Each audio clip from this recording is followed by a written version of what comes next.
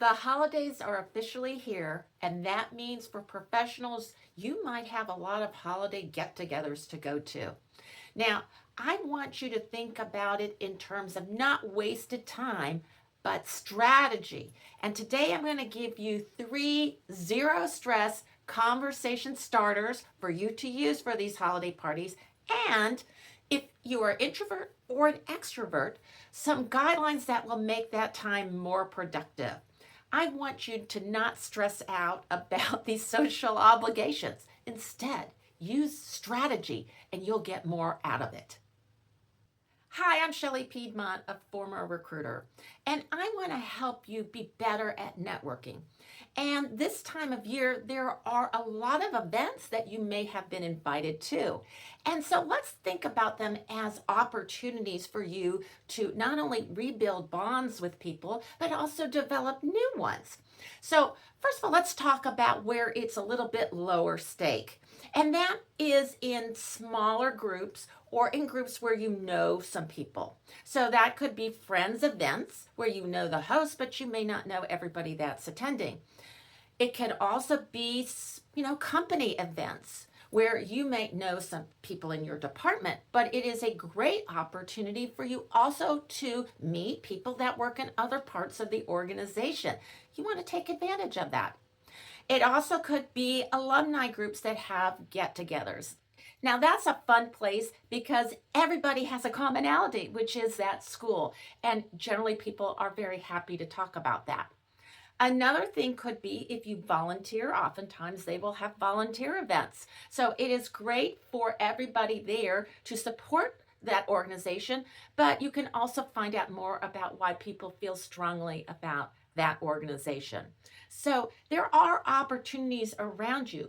What you need to do is change your mindset from, oh, I really have to go to this thing, to, yeah, I get to go to this thing. Not only will it be great for the people that are putting it on, but it can be a great opportunity for me to reconnect with people as well as build new contacts that can help me professionally. I promised you three no pressure conversation openers. And I want you to do your conversations differently. Now, traditionally, most people go, well, what do you do? And that's boring. And because everybody asks it. But the second part of it is, what if the person is unemployed, or if they're retired, or maybe they're a stay-at-home parent? You kind of put them in an awkward position by asking that because it implies that they should be doing some paid work outside the home. So instead of asking that question, I'm going to give you three different ones that are going to make you memorable to the people that you're starting the conversation with.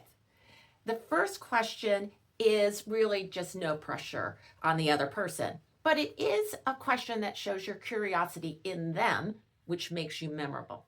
And the question is, what is a recent learning you have had that you think has improved your life? Now, I'm sure most people would go, gosh, I never really thought about that. But you show curiosity in the person and you actually do get them to talk about the subject, which can lead to a lot of other subjects to talk about in the conversation. A second question you could ask is really future focused and is, what kind of challenges do you think you'll be facing in the next 6 to 12 months?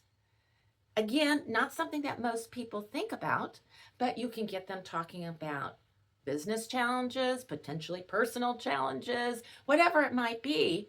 And for you, it's a good time to listen and think, does anything that I do, would that be able to help them with this challenge? Or do I know somebody who would be able to help them with the challenge? Again, providing support.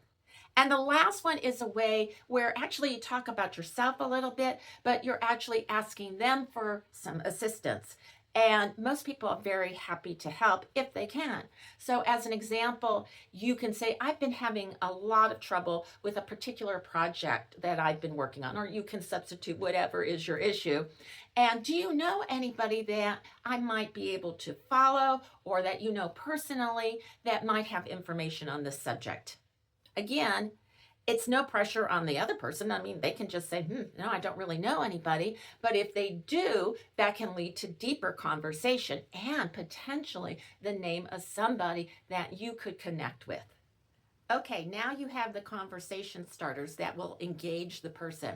Now, how do you handle the room? That's always a challenge, both for extroverts and introverts. So let's talk about that. Now, you extroverts, it's not about talking. You have no problem talking, but what it is about is focus. You can go through a whole room and still not have had really deep conversations with people. So, what I want you to do is to focus on 3 conversations. Have deep conversations with 3 people and get to know them. Spend some time with them. The other thing for you as an extrovert is often you are a great connector. So why don't you bring people together in that space? Find people that you know might be interested in each other and connect them. People will be very, very happy that you did that for them, and they'll remember you for that. Now for you introverts, you struggle because this seems very awkward. You don't like the small talk. So what I'm going to suggest you do, and as an introvert, what I do is I find a place where I can anchor myself. I look at the room and I look at where's a place that's not in the middle of the hubbub, but where I can actually look and see what's going on. And I anchor myself there. And then what I do is I look around, kind of see what's going on. And then I will identify a few people who seem to be in the same boat as me. Maybe they didn't come with somebody or they're not an extrovert. And then what I will do is I will go over to them and I will start the conversation with them. They, most of the time, are very happy that someone has come over to talk to them because they feel awkward in the situation. And so it's a great way to build that bond with them, and then you can use your conversation starters with them. I have given you 3 conversation starters and a strategy for how to deal with these events. Now, if you are looking at 2026 and thinking, I really want this the year for me to be on the career path that is going to be best for me, and you're looking for clarity and strategy to do this, why don't you book a discovery call with me and we can talk about how I could potentially support you in that. The link for that will be in the description box.